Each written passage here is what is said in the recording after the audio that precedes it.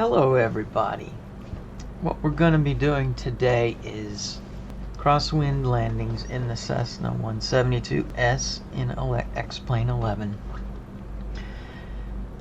This is something I wanted to spend some time on over the past few days, and I have, because it's kind of been a bit of a pain point with me and X-Plane, because the Cessna 172 is extremely hard to control on the ground. Taxi and land and taking off can be a struggle as well if there's any bit of a crosswind. There's a lot of traffic in the forums, various forums, with folks making these complaints, which I think are valid, by the way, and that it's unrealistic. And given that X-Plane, more than anything else, strives to be the most realistic simulator, well, I find it a bit troubling that you can't taxi and land and take off in this aircraft if there are any crosswinds. So what usually happens if there's crosswind is you spin out while you're taxiing, or when you advance throttles on the runway to take off, you veer off the runway. Well, you usually see it veering, and you try to counter that by moving your rudder and nose wheel steering opposite to that veering direction, and now you've lost even more control. So what I was hoping to do over the past few days is kind of work through, forget everything you know about how aircraft work and how the Cessna 172 should work, and figure out what you got to do in this simulator to taxi, take off, and land in crosswinds. Figure out what controls, what things you got to play with. Then when you come to the end conclusion of what you need to do in this simulator, then you can look at that against real world experience and judge whether it's realistic or not. I was hoping to come out of this exercise being able to make a video saying, well, X-Plane, here it is. This is why you're wrong, and this needs to be fixed. But I really can't. And I'll explain why. We're at LaGuardia, and we're going to use runway 4. There's a wind coming out of 310 at about 15 or 16 knots. I don't remember. Let's listen. Newark_Liberty_INTL information, Quebec. 1400 Zulu weather. Wind 310 at 15. 310 at 15. Sky clear. Temperature -3. Which, if I recall, -31.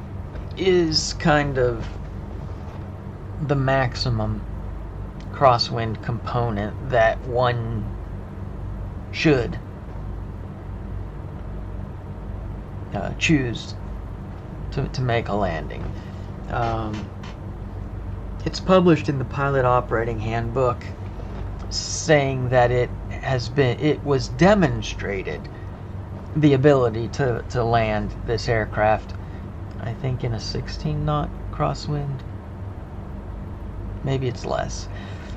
But that doesn't mean it can't be done with higher crosswind component, just that's not what they specifically tested when they tested and validated the performance and safety specs of the aircraft and whatnot. So let me go ahead and taxi, and at the same time I'm going to explain one thing that I found with my setup, which was really underscoring the difficulties that I was having with the Cessna in this simulator. And what I found was the nose wheel steering is tied. We'll put the brake back on a second. The nose wheel and the rudder are tied together. You can see the rudder is moving and you can see the front wheel is moving as I twist my stick. I'm flying with the Cytec X52 Pro Flight system, which is a stick, kind of like a fighter aircraft, and a separate throttle assembly. And I usually just use the rudder, which on my stick is twisting it left and right, to steer on the ground and or move the rudder while in flight. So I thought, well, then when it's time to taxi, just do that. And let me show you what happens when you try. Now the first thing you know is you don't put on a lot of power. See how I gave it a huge nudge there? And it started spinning out of control. And see how it wants to weather vane around. And I'm using my twisting of my stick to control it and keeping it from weather vaning around. But boy, am I having to do a lot of work just to roll down the runway at, well, it doesn't even register on the airspeed, so a very insignificant. And it just wants to go to the right. That's ridiculous, right? Well, let me go back so we can taxi that same space again, and I'll explain what I have to do to get this to work. My throttle has a lot of buttons and sliders and a few knobs on it, and one of those knobs is typically used for aileron trim, and the other knob is typically used for pitch trim. There's normally not anything bound to the rudder trim in X-Plane, or the rudder trim alone. So, you know, you think, well, I steer on the ground with my rudder and nose wheel in every other aircraft, so why not the 172? So we're going to go basically back where we started from. Try to get this aircraft spun around. See, when you want it to spin, there it goes. Use that weather vaning natural tendency. So this time, as I taxi that same, I have in the X-Plane settings for my controls, I have specifically bound, I guess I can show this as I talk about it, I have specifically bound this switch dial up here is usually aileron trim, this dial is usually pitch trim, and I have bound that top switch to rudder trim here instead. And what that does is, let me get a view of the whole aircraft. You can see the nose wheel and the rudder move when I twist my stick or just use rudder controls. But if I use that dial that I've now mapped to the rudder trim, rudder moves, the nose wheel does not. And if I crank it full one direction, like right now to the right, if I were to use more trim with my normal rudder controls, do I get any more? Yes, I do. Not much, but there's a little more. It's called rudder authority. Basically, your rudders can only go so far, and that's the limit of how much you can control. If the conditions you're flying in require more rudder control than you've got, then you're said to be out of rudder authority. So What I found out yesterday, through a lot of trial and error, is with that bound, now as I taxi, would be helpful to take the brake off, right? See how it wants to veer to the right? I'm not even doing anything, so I'm going to use that rudder trim and turn it all the way to the left. And that will help counter that natural tendency to veer off. Not completely, but now to maintain straight taxi, I just have to use the tiniest twist to the left on my flight stick and see how much I'm able to stay straight. I'm in control. Now I'm getting ready to turn here. I should always brake before my turn. If I tried to carry that same speed through that turn, it probably wouldn't have been a very controlled turn. That's not a bug. That's not unrealistic. Well, I don't think it's unrealistic. I myself don't fly the 172 in real life. Have I flown a small plane before? Yes, I have. So many years back. Long before the Cessna 172 was common, and it was like once. So, for all practical purposes, I don't have a frame of reference. And I can't say, is this realistic or not? But after finding this out yesterday and looking at real flight manuals for the 172, real blogs that are for real world instruction, it turns out, yeah, when you're taxiing in the 172, you want to deflect your rudders fully. Well, not fully, but if that's what it takes, like today I did fully, then that's what you do. So the challenge is, with the default controls mapped in X-plane, just using the rudder, you can't deflect the rudder into the wind because that also turns the nose wheel. And that's really where the problem lies for ground taxiing and handling and control in a crosswind. So, taxiing with my rudder into the wind helped. Well, then it makes sense that probably starting my takeoff roll with my rudder into the wind is probably going to be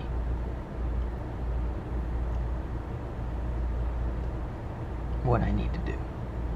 And from what I found yesterday and spending a lot of time on this, that is in fact how I got the best results.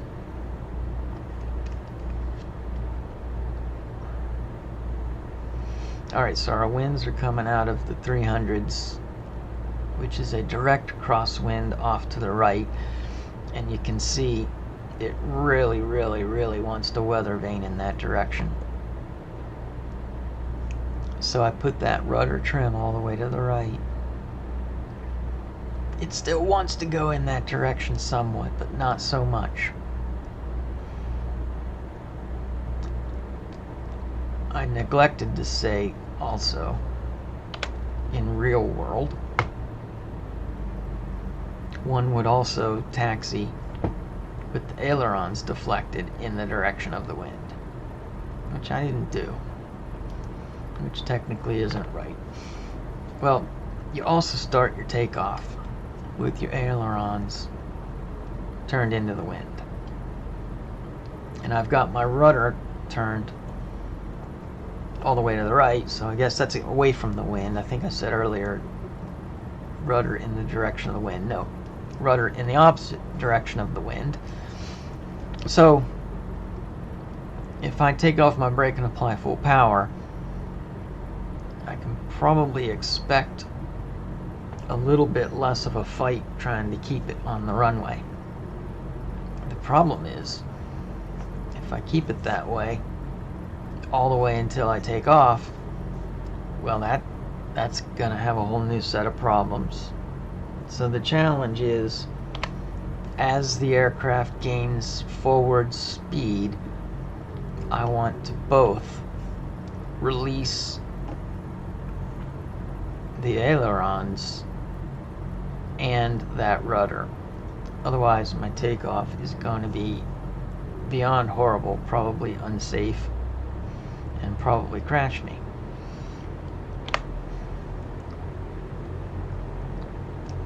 So I try not to just gun it until I understand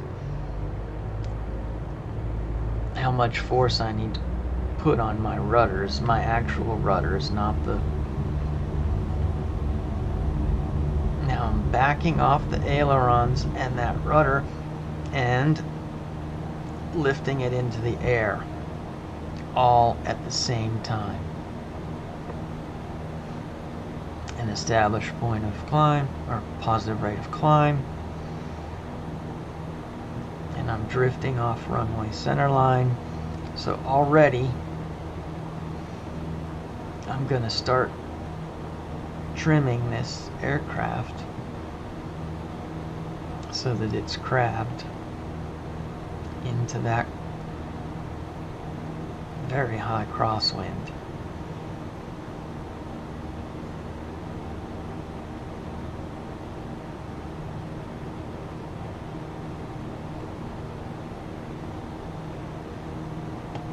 And we're getting there.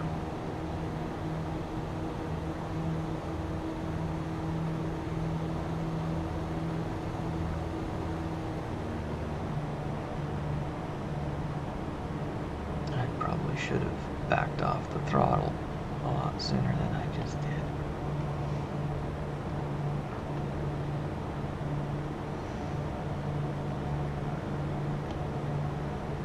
And now I'm basically just trimming the aircraft, using a lot of that rudder trim to center that ball on the turn coordinator. And now with no hands on any of the controls, well, I have to a little bit to keep it from... Now I have no hands on the controls. I got the aircraft trimmed, crabbed into that headwind. Let's see what that looks like.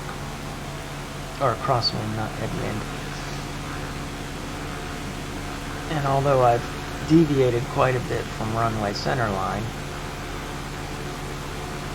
that happened before and while I was crabbing and trimming the aircraft accordingly. So we're just gonna bank slightly in that direction. Now we're crabbed into that crosswind at this point.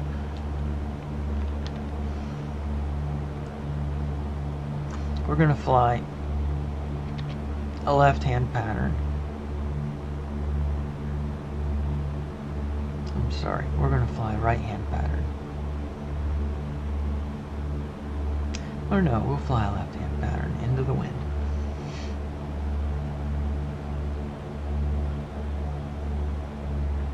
I'm a little high, so I'm gonna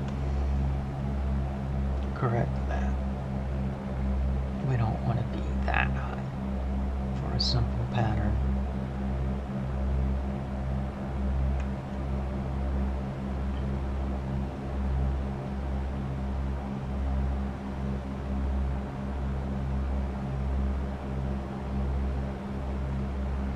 For the most part, I don't have my hands on the controls, except a tiny bit of pressure on my stick to execute my turn. For the most part, the aircraft is trimmed. Now, as we make this turn, now we're pretty much straight into that wind. And if you look at the turn coordinator, You can see it's off a little bit. I have to retrim.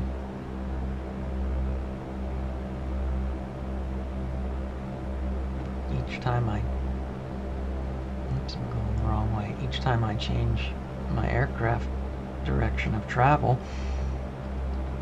with regards to that significant wind.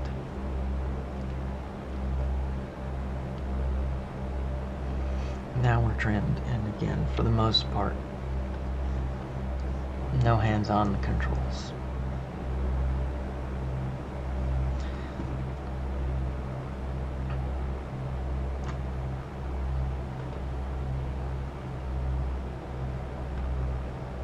Okay. Now this leg is upwind, into the wind. So my airspeed is 100, but that's against the wind, so the actual ground speed is a little bit less. That means my final leg is going to be the wind behind me.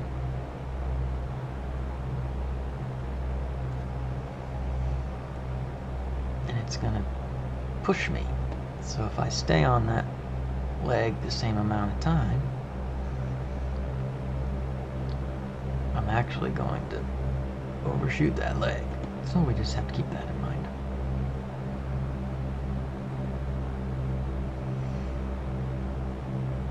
Now as I make this turn, now we're getting the wind on our left again, on our right, I'm sorry. So it's going to want to push and make the wind come up more and more. So I have to counter that to keep this turn under control.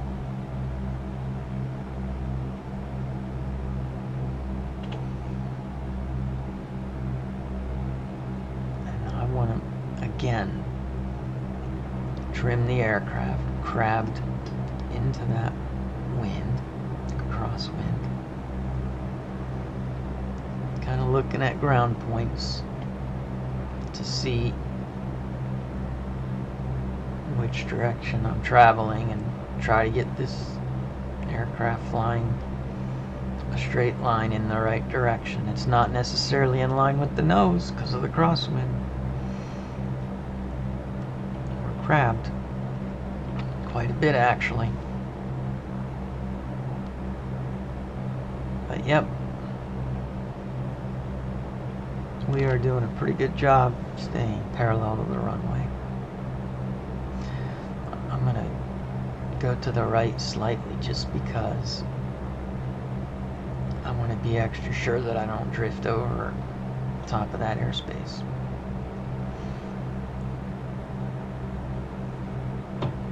Now I'm going to start working on getting airspeed reduced so that I can get flaps out.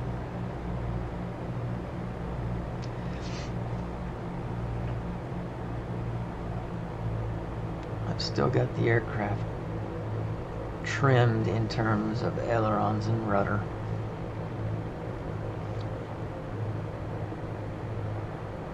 But as pitch attitude and airspeed changes, that's going to disrupt that trim just a little.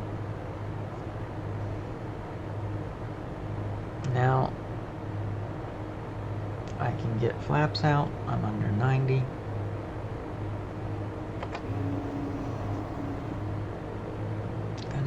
Nudge throttle up a bit,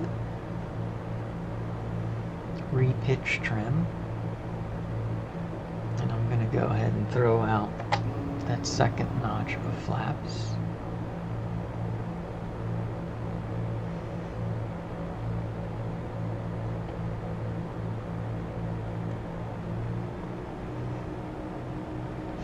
Now that we're traveling a lot less airspace, that means we have to crab into that wind even more. And with the ailerons and with that rudder trim, that is exactly what I'm doing. Look at us, we're traveling basically perpendicular, not perpendicular, but those roads beneath us, We're traveling basically in the direction of the roads.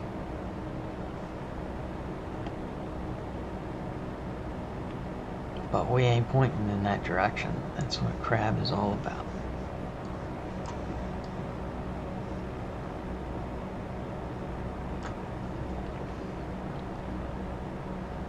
Alright.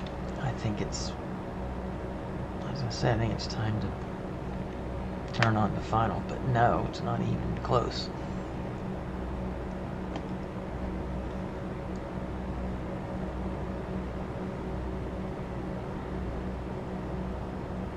Yeah, taking into consideration the air traffic and airspace restrictions, we probably wouldn't have flown a left pattern this low. But since we're in the simulation all by ourselves, we're not on bad sim, we're not on anything that's gonna affect anyone else's gameplay, so. And I paid good money for this New York scenery, so gosh darn it, I want to see it sometimes. But it also does a nice job of demonstrating that crabbing into that crosswind.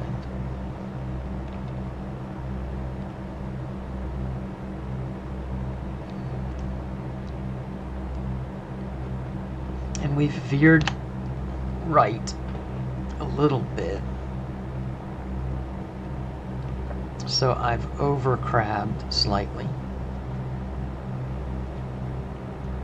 But by no means is this a horrible pattern in terms of that. In terms of being this low over Manhattan, yeah, you got me.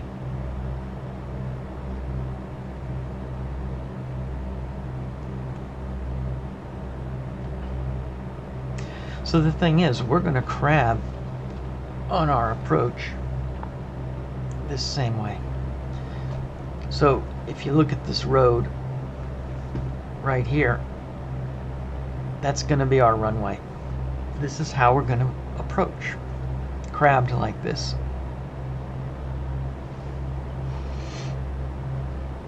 And there are two ways to do a crosswind landing. Two primarily taught ways. One involves crab. You land the aircraft in this crab. The other involves, and is called the wing low approach. And I'm actually going to do both.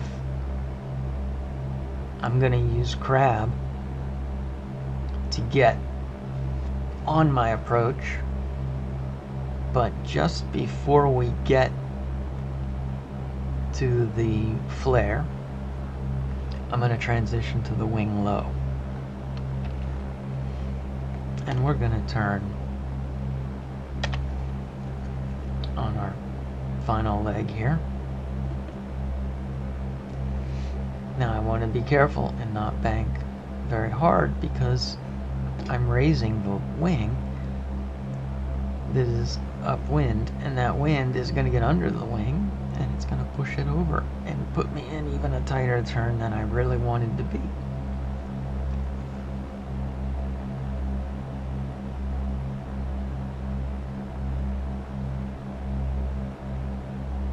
Alright. Now, we gotta retrim. We're headed in the direction of the wind, not with it 90 degrees to our right, so we don't need all that right trim. Not really seeing our airspace. I think it's right over there. Yep.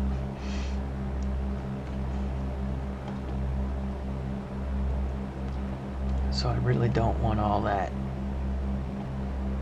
rudder kicking us off to the right, because we know that's not where our wind is anymore. In fact, when we make, it's pretty much right direct behind us, which means I need to start turning sooner rather than later, but I also need to stop climbing and get us down.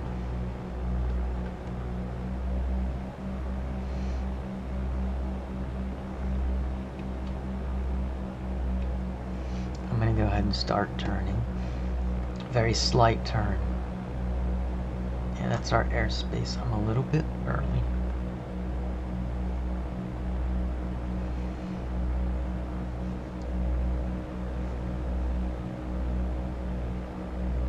So the wind is going to end up being on our left.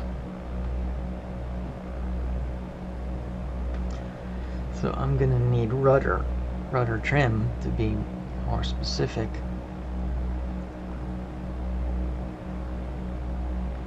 To crab us appropriately.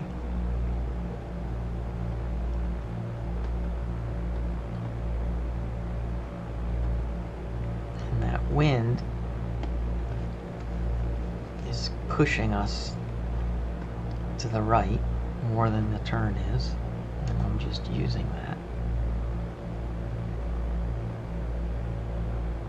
We need to come down. We're way too high. Now, I'm using my rudder trim and ailerons a little bit, but mostly the rudder trim to get us crabbed the way we're going to need to be.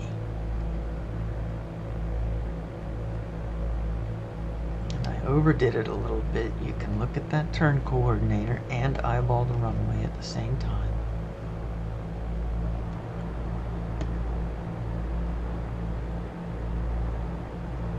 But mostly I'm using my rudder trim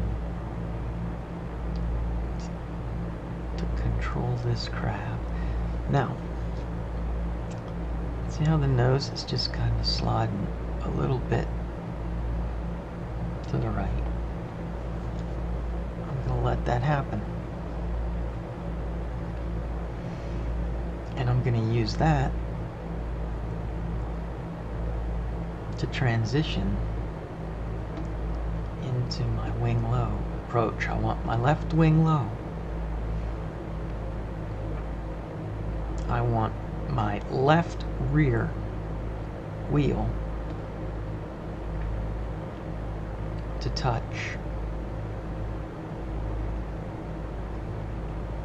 First, I want my right rear tire to touch second, and I want my nose gear to touch last. And I want all of that to happen with no more than 300 feet per second vertical velocity. And if I can pull that off, then I've done a good landing. See, we're still crabbed quite a bit. And I'm about to kick it. Get my left wing low. Use my rudder trim. And my rudder. I'm bringing the nose straight. I'm using a lot of rudder now, not so much rudder trim. And see how my left wing is low, and I'm coming down, I'm going to idle. And you heard a little bit of chirpiness on the wheels. Not much.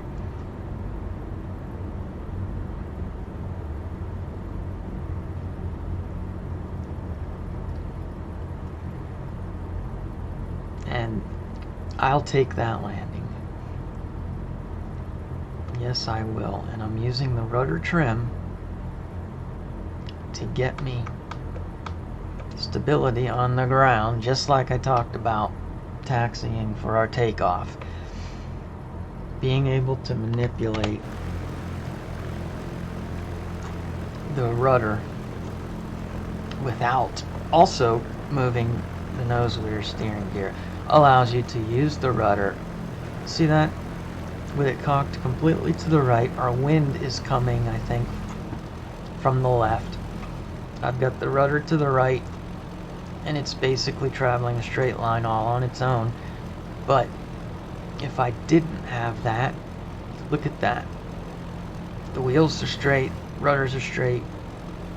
It's just going to start veering to the left because of the aircraft's natural tendency to want to weather vane into that wind. And if I were to start going to try to taxi with that rudder centered, see, it's starting to go left. So now I'm using my stick, twisting right to try to control that. Well, it turns out if I torque that rudder trim all the way to the right, now I just taxi like I do every other aircraft I fly in this game. Or I should say sim, because it's not a game so much as a simulator. I apologize, everyone. Now, let's look at it, because that's one of the great things X-Plane gives you, is the ability to roll back your whole flight. A couple things I want to look at on the takeoff. How did that really look? Because I'm pretty sure it wasn't a very good takeoff.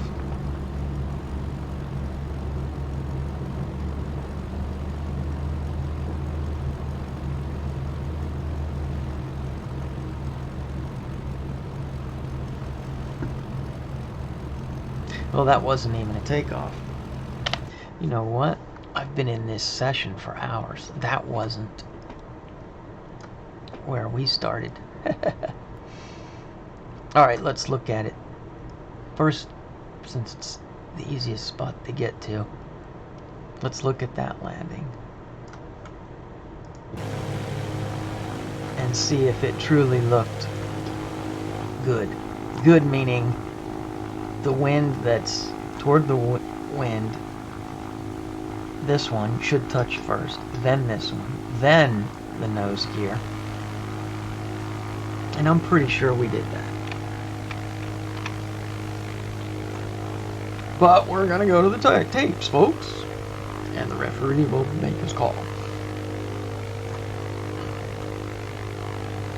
Alright.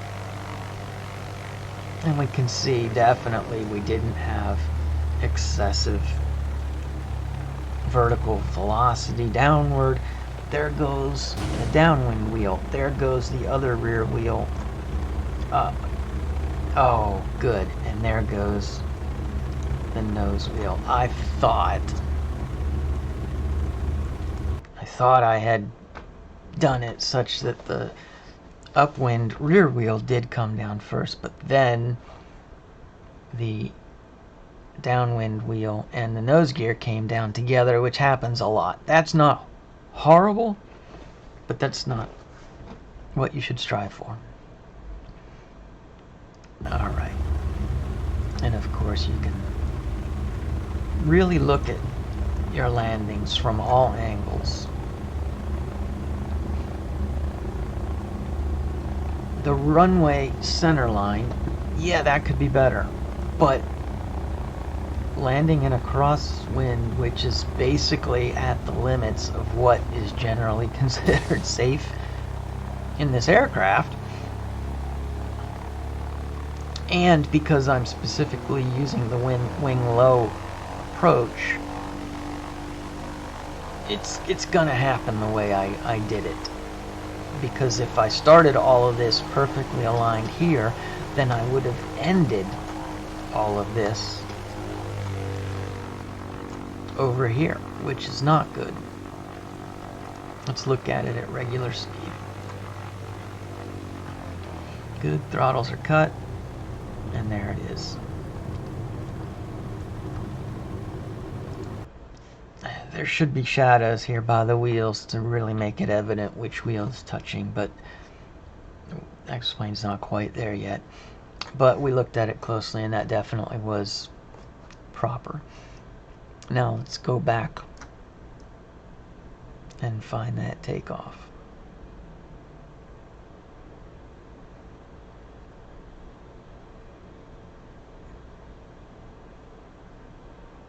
I think this is us.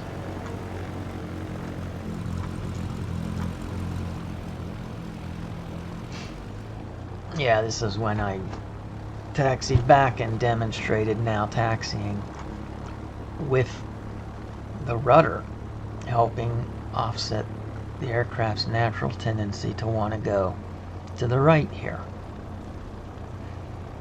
because of the crosswind coming from this direction. Cessna always seems to want to spin itself around and face the wind. Now, is it simulated properly or realistically? That's the question. And the end answer, as far as I'm concerned, is yes and no. I was able to find true source that does say that when you taxi the Cessna 172, you're going to want to use the rudder to counter the aircraft's natural tendency to want to spin in circles. But the problem is, X-Plane doesn't do a great job of helping you understand how your controls are mapped, and the default mapping is such that you don't have control over the rudder independently of the nose we're steering. And that really was the big piece I was missing, and which changed my opinion of this aircraft from being poorly modeled and truthfully a simulation breaker. You know, they say it's a game breaking bug. It could be better, and what I mean by better is modeled in a way that is a little more forgiving, because a lot of people using the sim aren't going to have these kind of controls with this many axes so that they can dedicate one to rudder trim. But that said, probably a lot of people do. And if you do, get your rudder trim mapped to something so that you can move your rudder independently of your nose wheel steering, and that will make all the difference in the world. Before we're going to look at this landing, this takeoff, because if I'm being honest, all the work I did yesterday on the landings, each time I took off, it was pretty pathetic. But I was discovering that, hey, you got your ailerons in the direction of the wind, you got your rudders in the opposite direction of the wind, just to be able to roll straight down the runway. But as you gain speed towards takeoff velocity, you can't have the ailerons and the trim, the rudder trim, that far in opposite directions and expect to land and not crash. And I felt like I did a pretty good job today easing up on the ailerons and the rudder trim as we were finalizing our takeoff roll.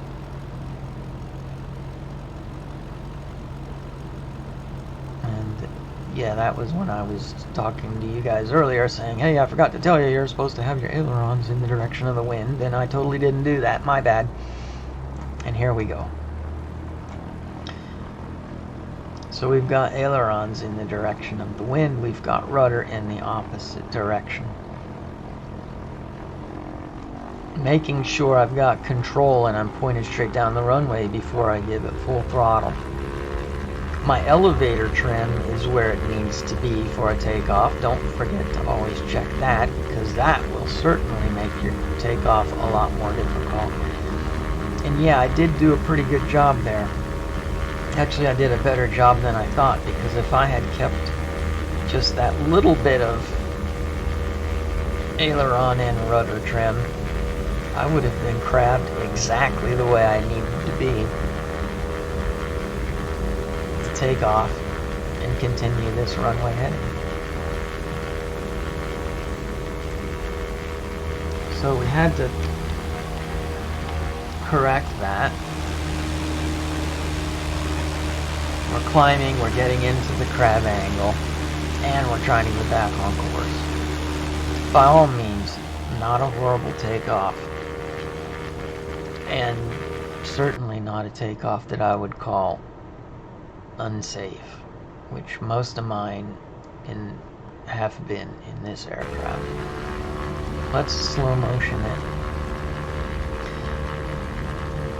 The first wheel to come off the ground should be the front wheel.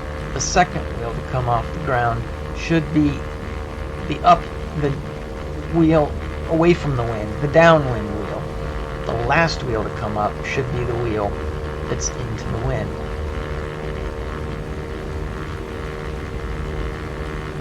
Because we want to take off with that wing low into the wind, for the same reason we want the wing low when we land. Because if a wind gust were to come and get under that wing right now, it could flip this aircraft and kill us all. My goodness, wouldn't that be horrible, folks? I would like to have seen this wing a little lower. And look, it wanted to go. See, I'm still getting the rudder trim situated. But no, by all means, not an unsafe takeoff. Yeah. Could have established the crab angle a little quicker, or compensated for the drift quicker. But we're still just a couple hundred feet off the ground, so I would say putting a priority on making sure that you have positive climb and everything is copacetic, as they say, in terms of the takeoff, is not bad prioritization at all. So there it is, folks. That was taxiing, taking off and landing with significant crosswinds at a 90-degree angle to the runway direction. The key point: you need your rudder trim. You need a way to control that separate and not necessarily tied to your nose wheel steering. If you do that, you're going to find the experience in this aircraft is a lot less impossible. It's challenging still. It's challenging in real life from everything I've been able to research. So I would say, bottom line, they didn't do a bad job modeling this aircraft. But unfortunately, the default controls, mappings, don't give you a way to divorce your rudder trim from your nose wheel steering. Hopefully this has been helpful to folks out there, and if that's the case, then I'm happy that the time I've spent not only helped me gain a better understanding of an important aspect of this simulator, but it will make me even happier if the time I spent and producing this video now and getting it up there, if that actually helps others, that would just make my day. Thank you all. Have a good one.